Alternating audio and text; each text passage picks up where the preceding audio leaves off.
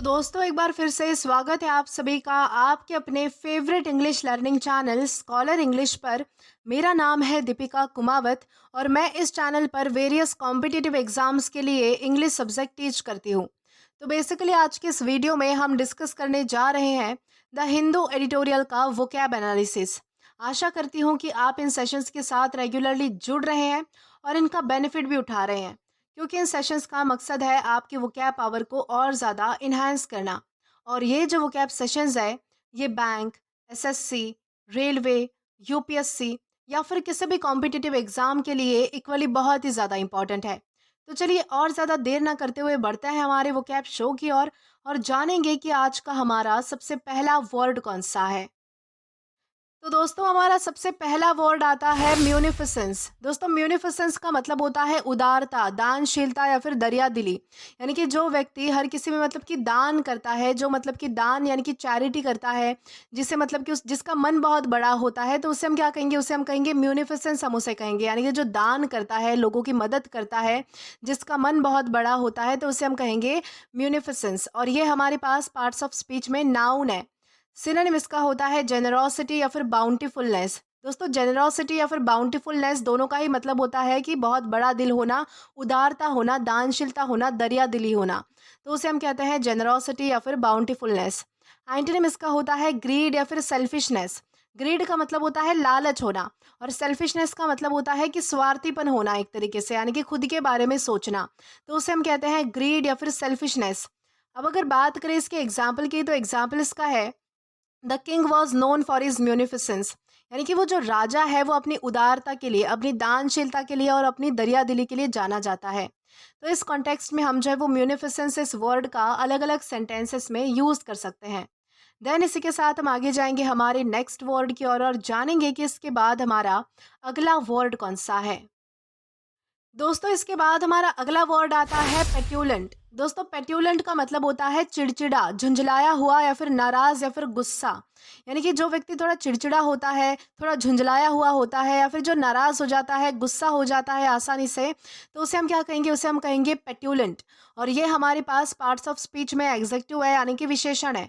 Synonym इसका होता है इरिटेबल या फिर मूडी। इरिटेबल का मतलब होता है जो चिड़चिड़ा होता है, जिसे गुस्सा जल्दी जल्दी आता है। और मूडी का मतलब होता है जिसका बात बात पर मूड चेंज होता रहता है, यानी कि कभी उसे गुस्सा आएगा, कभी वो नाराज हो जाएगा, कभी चिड़चिड़ा जाएगा, तो इस तरीके से। एंटोनिम इसका होता है काम या फिर पेशेंट। यानी कि जो व्यक्ति बहुत ही ज्यादा शांत होता है, बहुत ही ज्यादा मतलब कि सोबर होता है, शांति से रहता है, तो उसे हम कहते हैं काम या फिर पेशेंट। अब अगर बात करें इसके एग्जाम्पल की, तो एग्जाम्पल इसका है the child became petulant when he didn't get the toy. यानी कि वो जो बच्चा है वो बहुत ही ज़्यादा गुस्सा, यानी कि उससे जो है वो बहुत ज़्यादा गुस्सा आ गया था, या फिर कहे तो एक तरीके से वो नाराज़ हो गया था जब उसे वो खिलौना नहीं मिला। यानी कि जब वो उसे खिलौना नहीं दिलाया गया तो वो बच्चा बहुत ही ज़्यादा गुस्सा हो चुका था, बहुत ज़्यादा नाराज़ हो चुका था, बहुत ज़्यादा चिड़चिड़ा गया था। तो इस कॉन्टेक्स्ट में हम जो है वो पेट्यूलेंट इस वर्ड का अलग अलग सेंटेंसेस में यूज़ कर सकते हैं। देन इसी के साथ हम आगे जाएंगे हमारे नेक्स्ट वर्ड की ओर और जानेंगे कि इसके बाद हमारा अगला वर्ड कौन सा है।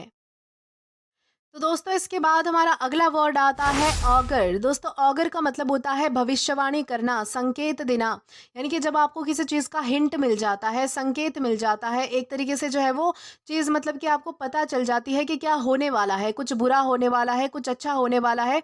तो जब उस चीज़ का संकेत आपको मिलता है, हिंट आपको मिलता है, तो उसे हम कहते हैं ऑगर। और ये हमारे पास पार्ट्स ऑफ स्पीच में वर्ब है, यानी कि क्रिया है। सिनोनिम इसका होता है प्रिडिक्ट या फिर फोरटेल। यानी कि पहले से ही पता चल जाना, यानी कि भविष्यवाणी होना, संकेत मिलना, तो उसे हम कहते हैं प्रिडिक्ट या फिर फोरटेल। एंटोनिम इसका होता है मिसलीड या फिर डाउट।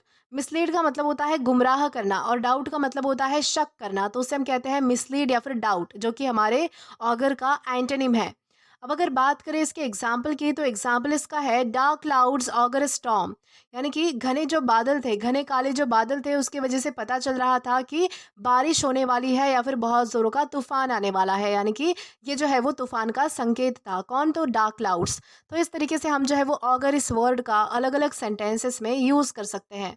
देन इसी के साथ हम आगे जाएंगे हमारे नेक्स्ट वर्ड की ओर और जानेंगे कि इसके बाद हमारा अगला वर्ड कौन सा है। दोस्तों इसके बाद हमारा अगला वर्ड आता है एम्बार्गो। दोस्तों एम्बार्गो का मतलब होता है रोक लगाना, प्रतिबंध लगाना, यानी कि किसी चीज़ पर जो है वो रुकावट लाना, तो उसे हम कहते हैं एम्बार्गो। और ये हमारे पास पार्ट्स ऑफ स्पीच में वर्ब है, यानी कि क्रिया है।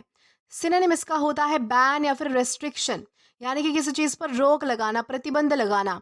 एंटोनिम इसका होता है अप्रूवल या फिर परमिशन, यानी कि किसी चीज़ को स्वीकृति देना, किसी चीज़ को परमिशन देना, यानी कि किसी चीज़ को जो है वो अधिकृत कर देना, तो उसे हम कहते हैं कि अप्रूवल या फिर परमिशन कहते हैं हम उसे।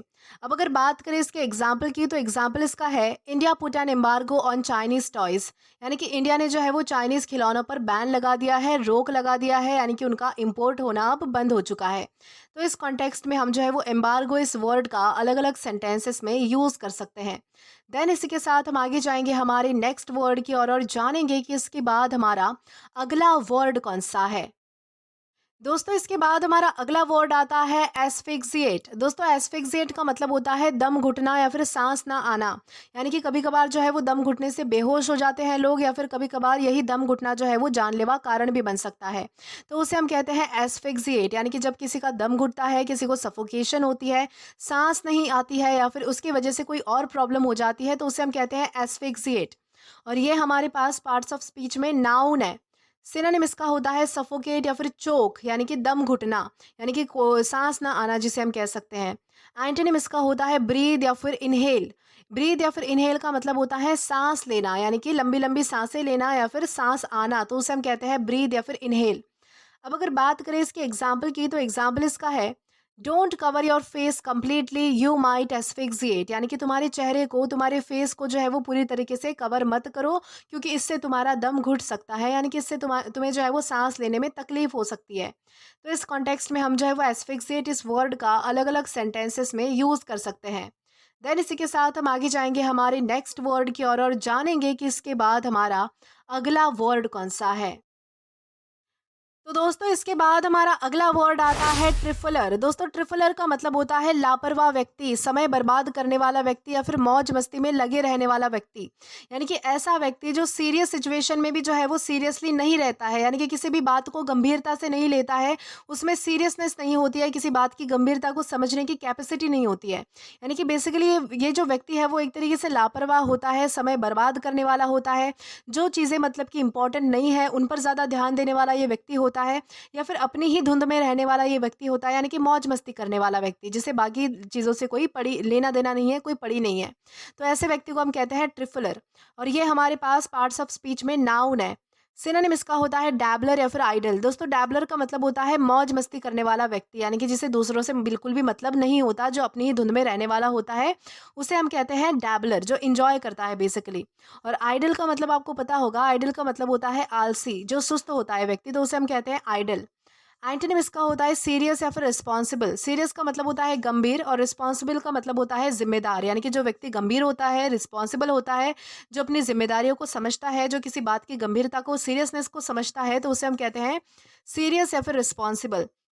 अब अगर बात की जाए इसके एग्जाम्पल की, तो एग्जाम्पल इसका है don't be a trifler, take your work seriously, यानी कि लापरवाह मत बनो, यानी कि लापरवाह व्यक्ति मत बनो, अपने काम को सीरियसली लो, अपने काम की गंभीरता को समझो। तो इस तरीके से यहाँ पर जो है वो ट्रिफलर का यूज़ किया गया है और बताया गया है कि ट्रिफलर यानी क्या होता है। तो दोस्तों इस तरीके से हम समझ सकते हैं और यूज़ कर सकते हैं ट्रिफलर का अलग अलग सेंटेंसेस में। देन इसी के साथ हम आगे जाएंगे हमारे नेक्स्ट वर्ड की और जानेंगे कि इसके बाद हमारा अगला वर्ड कौन सा है। तो दोस्तों इसके बाद हमारा अगला वर्ड आता है कोलैरिक। दोस्तों कोलैरिक का मतलब होता है बहुत गुस्सैल, यानी कि क्रोधित स्वभाव का, यानी कि जिसका जो टेम्पर होता है वो बहुत ही ज़्यादा खराब होता है, यानी कि जिसे बहुत ज़्यादा जल्दी गुस्सा आ जाता है, बहुत गुस्सैल स्वभाव का होता है वो, तो उसे हम क्या कहेंगे, उसे हम कहेंगे कोलैरिक। और ये हमारे पास पार्ट्स ऑफ स्पीच में एग्जेक्टिव है, यानी कि विशेषण है। सिनोनिम इसका होता है इरिटेबल या फिर एंग्री, यानी कि जो व्यक्ति आसानी से गुस्सा आ जाता है, यानी कि जिसे बहुत ज़्यादा आसानी से गुस्सा आ जाता है, तो उसे हम कहते हैं इरिटेबल या फिर एंग्री, यानी कि चिड़चिड़ा या फिर गुस्सैल।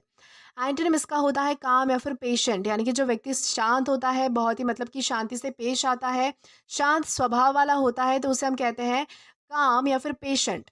अब अगर बात करें इसके एग्जाम्पल की, तो एग्जाम्पल इसका है the choleric boss shouted at everyone, यानी कि एक जो गुस्सैल बॉस था, यानी कि जिसका स्वभाव बहुत ज़्यादा यानी कि गुस्सैल था, जिसका मिजाज थोड़ा गुस्सैल था, तो उसने क्या किया कि सब पर चिल्ला दिया।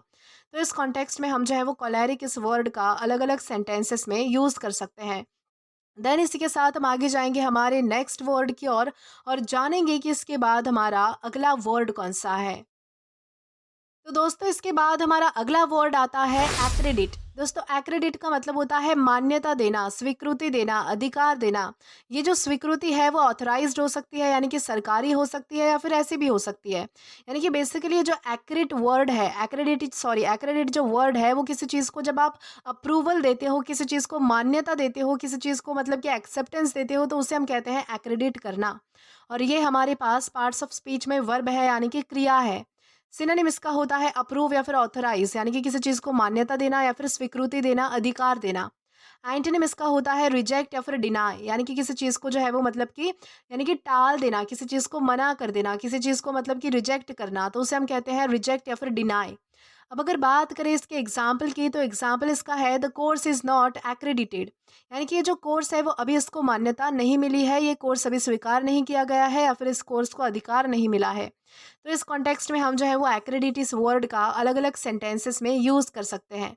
देन इसी के साथ हम आगे जाएंगे हमारे नेक्स्ट वर्ड की ओर और जानेंगे कि इसके बाद हमारा अगला वर्ड कौन सा है। तो दोस्तों इसके बाद हमारा अगला वर्ड आता है स्मिटन। दोस्तों स्मिटन का मतलब होता है मोहित होना, प्यार में पड़ना, आकर्षित हो जाना। यानी कि जब आप किसी चीज़ से बहुत ज़्यादा अट्रैक्ट हो जाते हो, उसके प्यार में पड़ जाते हो, उससे मोहित हो जाते हो या फिर उस चीज़ में पूरी तरीके से डूब जाते हो, तो उसे हम क्या कहेंगे, उसे हम कहेंगे स्मिटन होना, हम उसे कहेंगे। और ये हमारे पास पार्ट्स ऑफ स्पीच में वर्ब है, यानी कि क्रिया है। सिनोनिम इसका होता है इन्फैचुएटेड या फिर कैप्टिवेटेड, यानी कि मोहित हो जाना, प्यार में पड़ना या फिर आकर्षित हो जाना किसी चीज़ से। एंटोनिम इसका होता है बोर्ड या फिर अनइंटरेस्टेड, यानी कि ऊब जाना। बोर्ड का मतलब होता है ऊब जाना, कोई चीज़ उबाऊ होना। अनइंटरेस्टेड यानी कि जिस चीज़ में आपको रुचि नहीं होती है, तो उसे हम कहते हैं अनइंटरेस्टेड। अब अगर बात करें इसके एग्जाम्पल की, तो एग्जाम्पल इसका है he was smitten by her smile, यानी कि वो जो है वो उसकी स्माइल से पूरी तरीके से मोहित हो चुका था, उसके स्माइल के प्यार में पड़ चुका था, उसके स्माइल से बहुत ज़्यादा अट्रैक्ट हो चुका था। तो इस तरीके से हम जो है वो स्मिटन इस वर्ड का अलग अलग सेंटेंसेस में यूज़ कर सकते हैं। देन इसी के साथ हम आगे जाएंगे आज के हमारे लास्ट वर्ड की ओर और जानेंगे कि हमारा वो वर्ड कौन सा है। तो दोस्तों आज का हमारा लास्ट वर्ड आता है चेस्टाइज। दोस्तों चेस्टाइज का मतलब होता है डांटना, फटकारना, सजा देना। तो उसे हम कहते हैं चेस्टाइज, यानी कि जब भी किसी व्यक्ति को, किसी को जो है वो उसमें सुधार लाने के लिए, उसे सुधारने के लिए जो है वो उसे डांटा जाता है, फटकारा जाता है या फिर उसे जो है वो सजा दी जाती है, पनिशमेंट दी जाती है, तो उसे हम कहते हैं चेस्टाइज करना। और ये हमारे पास पार्ट्स ऑफ स्पीच में वर्ब है, यानी कि क्रिया है। सिनोनिम इसका होता है स्कॉल्ड या फिर पनिश। स्कॉल्ड का मतलब होता है डांटना, पनिश का मतलब होता है सजा देना, दंड देना। एंटोनिम इसका होता है प्रेज या फिर कॉम्प्लीमेंट, यानी कि तारीफ करना, सराहना करना, प्रशंसा करना। तो उसे हम कहते हैं प्रेज या फिर कॉम्प्लीमेंट। अब अगर बात करें इसके एग्जाम्पल की, तो एग्जाम्पल इसका है he was chastised for not doing his homework, यानी कि उसे जो है वो उसका होमवर्क ना करने के लिए डांटा गया, उसे सजा दी गई, पनिश किया गया बेसिकली। तो इस कॉन्टेक्स्ट में हम जो है वो चेस्टाइज इस वर्ड का अलग अलग सेंटेंसेस में यूज़ कर सकते हैं। तो दोस्तों आज के लिए बस इतना ही। आज की इस क्लास का पीडीएफ आप हमारे टेलीग्राम चैनल के थ्रू एक्सेस कर सकते हैं। आशा करती हूँ कि आपको ये वीडियो पसंद आया है और अच्छे से समझ भी आया हो। और दोस्तों अगर आपने अभी तक हमारा टेलीग्राम चैनल ज्वाइन नहीं किया है, तो टेलीग्राम पर English with Deepika Kumawat search करके या फिर डिस्क्रिप्शन में दिए गए लिंक के थ्रू, साथ ही साथ अभी जो आपको आपके स्क्रीन पर क्यूआर कोड दिख रहा है, वहाँ से भी आप स्कैन करके डायरेक्टली हमारा टेलीग्राम चैनल ज्वाइन कर सकते हैं, ताकि आप कभी भी किसी भी नए आने वाले वीडियोस को लेकर कोई भी अपडेट्स को मिस ना करें। और दोस्तों अगर आपको आज का ये वीडियो पसंद आया है या फिर हेल्पफुल लगा है, तो do like this video, subscribe the channel and share as much as you can. और अगर आपने इससे पहले वाले वीडियोस नहीं देखे हैं, तो यहाँ पर मैंने एक प्लेलिस्ट प्रोवाइड कर दी है, जहाँ पर आप क्लिक करके वो सभी पहले वाले वीडियोस भी देख सकते हैं और एक्सप्लोर कर सकते हैं। Till then keep learning. Thank you.